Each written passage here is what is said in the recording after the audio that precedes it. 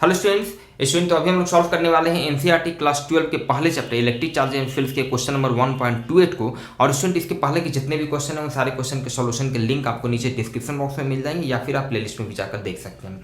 और स्टूडेंट साथ ही साथ हम लोगों ने एससी वर्मा के पहले और दूसरे चैप्टर उसके सारे क्वेश्चन को भी कंप्लीट कर लिया है, उसको सॉल्व कर लिया है। तो एससी वर्मा जो कि आपको पता है जो भी IIT या नीट की तैयारी कर रहे हैं उनके लिए जरूरी है, उनके क्वेश्चन के सॉल्यूशन के लिंक भी आपको यहीं पर नीचे डिस्क्रिप्शन बॉक्स में मिल जाएंगे या फिर उसके लिए अलग से प्लेलिस्ट है, आप वहां भी जाकर देख सकते हैं। तो जो भी स्टूडेंट चैनल पे नए हैं चैनल को सब्सक्राइब करें, लाइक करें, शेयर करें और देखते हैं स्टूडेंट क्वेश्चन नंबर 1.28। स्टूडेंट ये क्वेश्चन कह रहा है a conductor A with a cavity as shown in figure A is given a charge Q. ठीक है, आप फिगर ए में क्वेश्चन का 3 पार्ट है 1.28 में, पार्ट ए बी सी आप देख सकते हैं। पार्ट ए अभी हम लोग सॉल्व कर रहे हैं। तो इस क्वेश्चन में कह रहा है कि एक कंडक्टर ए है, एक ये पूरा एक कंडक्टर, इसको ए नाम हम दे रहे हैं, जिसमें एक कैविटी है। देखिए यहाँ पूरा मटेरियल है और इसमें एक कैविटी है, खाली जगह है। ठीक है, इसको चार्ज क्यू दिया जाता है। सपोज कीजिए कि इसको कोई चार्ज हम क्यू दे दिए, क्यू चार्ज दिया जाता है। ठीक है, तो क्वेश्चन आगे कह रहा है so that the entire charge must appear on the outer surface of the conductor. तो ये टोटल चार्ज जो है इसके आउटर सरफेस पे चलाएगा, ये हमें प्रूफ करना है। टोटल चार्ज इसके आउटर सरफेस पे चलाएगा। क्लियर स्टूडेंट, इस क्वेश्चन को आप दो तरीके से सॉल्व कर सकते हैं। एक तो बेसिक कंसेप्ट, बेसिक नॉलेज की सहायता से कि जब भी किसी कंडक्टर को आप जो भी एक्सटर्नल चार्ज देंगे वो सारा का सारा चार्ज उसके आउटर सरफेस पे चला आता है। तो कैसे चलाता है आप इसकी सहायता से भी इस क्वेश्चन को सॉल्व कर सकते हैं। और दूसरा गॉसेस लॉ की सहायता से हम लोग इसको सॉल्व करेंगे। तो पहले मेथड में देखते हैं बेसिक कंसेप्ट, बेसिक नॉलेज की सहायता से। स्टूडेंट इनफैक्ट कैसे चार्ज जब भी किसी कंडक्टर को दिया जाता है तो आउटर सरफेस पे चलाता है, इस चीज को समझते हैं। स्टूडेंट इस चीज को समझने के लिए आपको एक बेसिक नॉलेज, एक बेसिक पॉइंट पता होना चाहिए कि किसी भी कंडक्टर के अंदर नेट इलेक्ट्रिक फील्ड जीरो होता है। नेट इलेक्ट्रिक फील्ड जीरो होता है किसी भी कंडक्टर में जितने इक्वल नंबर ऑफ प्रोटॉन्स होते हैं, equal number of electrons and protons होते हैं। किसी भी एक छोटे वॉल्यूम की बात करें तो जितना इलेक्ट्रॉन पे नेगेटिव चार्ज उतना प्रोटॉन पे positive charge, net charge always zero. ठीक है, इनफैक्ट अगर आप किसी कंडक्टर को किसी एक्सटर्नल इलेक्ट्रिक फील्ड में भी रख देते हैं, ठीक है, तो भी क्या होता है कि जितना एक्सटर्नल इलेक्ट्रिक फील्ड होता है कंडक्टर के अंदर अपोजिट साइड में दूसरा एक इलेक्ट्रिक फील्ड इंड्यूस हो जाता है और ओवरऑल इलेक्ट्रिक फील्ड जो होता है कंडक्टर के अंदर नेट इलेक्ट्रिक फील्ड जीरो हो जाता है, जिसको इलेक्ट्रोस्टैटिक शील्डिंग भी हम लोग कहते हैं। Student electric lines of force की प्रॉपर्टी में भी वहां पर हम आपको बताए थे कि इलेक्ट्रिक लाइंस ऑफ फोर्स जो होते हैं वो कंडक्टर को पेनिट्रेट नहीं कर पाते हैं। मतलब एनी हाउ कंडक्टर के अंदर net electric field always zero होता है, ये आपको पता होना चाहिए। क्लियर स्टूडेंट, अब समझिएगा स्टूडेंट कि कैसे किसी कंडक्टर को हम जब चार्ज देते हैं तो वो टोटल चार्ज उसके आउटर सरफेस पे आता है। इस चीज को समझते हैं स्टूडेंट, इसको आप पहला मेथड कह सकते हैं। अभी इस बेसिक कंसेप्ट की सहायता से हम लोग समझ रहे हैं। सपोज कीजिए यहाँ पर किसी हम कंडक्टर को दिखा रहे हैं, कोई सॉलिड कंडक्टर का पीस है, पूरे में मटेरियल है, ठीक है, और हो सकता है कॉपर हो, एल्यूमिनियम हो, जो भी है। जब इसको हम कोई एक्सटर्नल चार्ज, सपोज कीजिए कोई एक्सटर्नल चार्ज इसको क्यू दिए। क्लियर है स्टूडेंट, ठीक है, तो क्या होगा स्टूडेंट, इस एक्सटर्नल चार्ज ये क्यू जो है अपना इलेक्ट्रिक लाइंस ऑफ फोर्स जो है ये क्रिएट करेगा, करता है, नो प्रॉब्लम। कंडक्टर के अंदर ये अपना इलेक्ट्रिक फील्ड प्रोड्यूस करेगा। क्या होगा स्टूडेंट, इस कंडक्टर के अंदर चूंकि कंडक्टर है, फ्री इलेक्ट्रॉन्स है, बहुत सारे फ्री इलेक्ट्रॉन्स है, सारे फ्री इलेक्ट्रॉन्स पे क्या है, ये इस डायरेक्शन में फोर्स लगने लगेगा सारे, आप समझ सकते हैं, सारे फ्री इलेक्ट्रॉन्स पे। मतलब कि क्या होगा स्टूडेंट, समझिएगा, ये क्यू चार्ज जो अभी आप सपोज कीजिए इसके सेंटर पे है, इस सेंटर पे है, इसके नजदीक का, इसका एकदम सबसे जो नजदीक का जो लेयर पे जो भी इलेक्ट्रॉन्स होंगे वो सारे इलेक्ट्रॉन्स इसकी तरफ अट्रैक्ट होंगे, इमीडिएटली अट्रैक्ट होंगे इसको न्यूट्रलाइज करने के लिए, इसको न्यूट्रलाइज करने के लिए। और जितने इलेक्ट्रॉन्स मतलब इसकी तरफ अट्रैक्ट होंगे क्यू के बराबर उतने सारे इलेक्ट्रॉन्स यहाँ पर अट्रैक्ट होंगे। और यहाँ पर इस लेयर में आप समझ सकते हैं इलेक्ट्रॉन का डिफिशियंसी हो जाएगा, इस लेयर में इलेक्ट्रॉन का डिफिशियंसी हो जाएगा। ठीक है, इनफैक्ट ये सबसे इसके नजदीक का लेयर आप समझ सकते हैं। थोड़ा सा कंसेप्ट को क्लियर करने के लिए हम थोड़ा दूर करके दिखा रहे हैं। तो इस लेयर के सारे इलेक्ट्रॉन्स यहां पर इसकी तरफ अट्रैक्ट हो जाएंगे, या फिर इलेक्ट्रिक फील्ड जो इसके चलते electric lines of force produce हुआ, वो इलेक्ट्रिक लाइंस ऑफ फोर्स उस इलेक्ट्रॉन्स पे फोर्स लगाएगा अपोजिट डायरेक्शन में, इसके तरफ सारे इलेक्ट्रॉन इधर आएंगे। इस लेयर पे इलेक्ट्रॉन का डिफिशियंसी हुआ, मतलब अब यहाँ पे ये क्यू जो चार्ज है वो यहाँ पर आ चुका है। समझिएगा बात को, यहाँ पर इसको न्यूट्रलाइज कर दिया, क्यू चार्ज यहाँ पे आ गया। इसके जस्ट बाद क्या होगा स्टूडेंट, इसके जस्ट जो बाद का लेयर है, इसके जस्ट जो बाद का लेयर है, अब ये सारे इलेक्ट्रॉन जो है यहाँ पर आएंगे इसको न्यूट्रलाइज करने के लिए। मतलब अब फिर ये इसको न्यूट्रलाइज करेगा और ये डिफिशियंसी हो जाएगा इस लेयर में। अब क्यू चार्ज यहाँ पर आ चुका है, अब क्यू चार्ज यहाँ पर आ चुका है, अब क्यू चार्ज यहाँ पर आ चुका है। समझ सकते हैं आप स्टूडेंट की इसी तरह एग्जैक्टली इसके ऊपर वाला जो लेयर है ये इसको न्यूट्रलाइज करेगा, क्यू चार्ज यहाँ पर आएगा and so that finally ultimately student क्या होगा, ये सारा का सारा क्यू चार्ज जो है ये आउटर सरफेस की तरफ मूव करते हुए फाइनली अंदर में कोई चार्ज नहीं रहेगा और सारा जो भी चार्ज आपने दिया था ये इसके आउटर मोस्ट सरफेस पे चला आएगा। This is the phenomena. Clear student? जब भी इन दिस वे जब भी किसी कंडक्टर पे आप चार्ज देते हैं एक्सटर्नल चार्ज तो सारा का सारा चार्ज उसके आउटर मोस्ट सरफेस पे चला आता है। Concept should be clear. Clear student? तो इस तरह से आप प्रूफ कर सकते हैं कि भाई जो भी चार्ज आपने दिया यहाँ पर, हाँ यहाँ पर क्वेश्चन में आपको एक कैविटी दे दिया गया है, समझिएगा बात को, इससे कोई फर्क नहीं पड़ेगा, कैविटी देने के बाद भी कोई फर्क नहीं पड़ेगा। अब सपोज कीजिए ये क्यू चार्ज जो है, क्यू चार्ज जो दिया जा रहा है, ये क्यू चार्ज को आपने यहाँ दे दिया, क्या होगा एग्जैक्टली सेम फेनोमेना जो अभी जस्ट आपको हम बताए हैं। सारा इलेक्ट्रॉन जो है इसके जो नजदीक का, जो एकदम नजदीक का जो लेयर का इलेक्ट्रॉन है, ये सारा नजदीक के लेयर का इलेक्ट्रॉन इसकी तरफ अट्रैक्ट होगा इसको न्यूट्रलाइज करने के लिए। मतलब ये क्यू चार्ज जो है पहुंच जाएगा थोड़ी से दूर अपने ऊपर की इस तरह के इस लेवल में पहुंच जाएगा। करते करते फाइनली सारा क्यू चार्ज इसके आउटर मोस्ट सरफेस पे चला आएगा, आउटर मोस्ट सरफेस पे चला आएगा।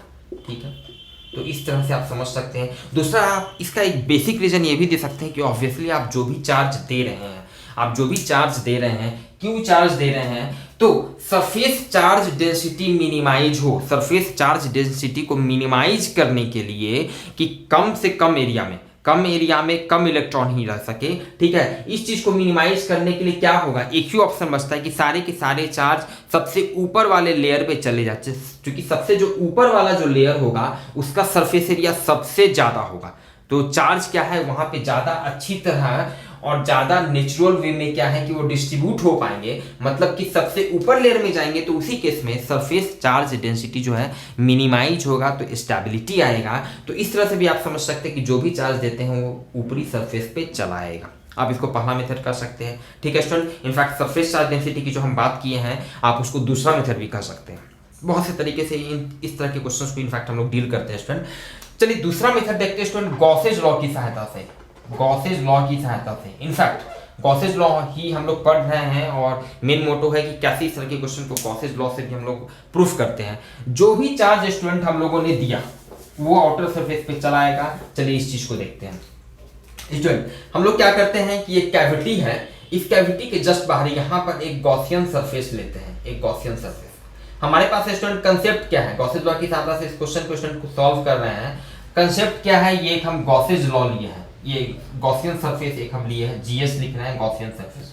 ठीक है, चलिए गॉसेज लॉ की सहायता से फ्लक्स, किसी भी क्लोज्ड सरफेस से जो फ्लक्स का जो वैल्यू होता है, this is given by E dot dA equals to net enclosed charge divided by epsilon not.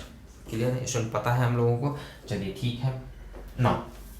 अब स्टूडेंट हम लोगों को पता है कि कंडक्टर के अंदर नेट इलेक्ट्रिक फील्ड 0 होता है। ये गॉसेज लॉ है, इस सरफेस के लिए हम लोग गॉसेज लॉ को अप्लाई कर रहे हैं। तो किसी भी कंडक्टर के अंदर इलेक्ट्रिक फील्ड 0 होगा, इलेक्ट्रिक फील्ड 0 होगा मतलब ये टर्म आप समझ सकते हैं कि 0 होगा।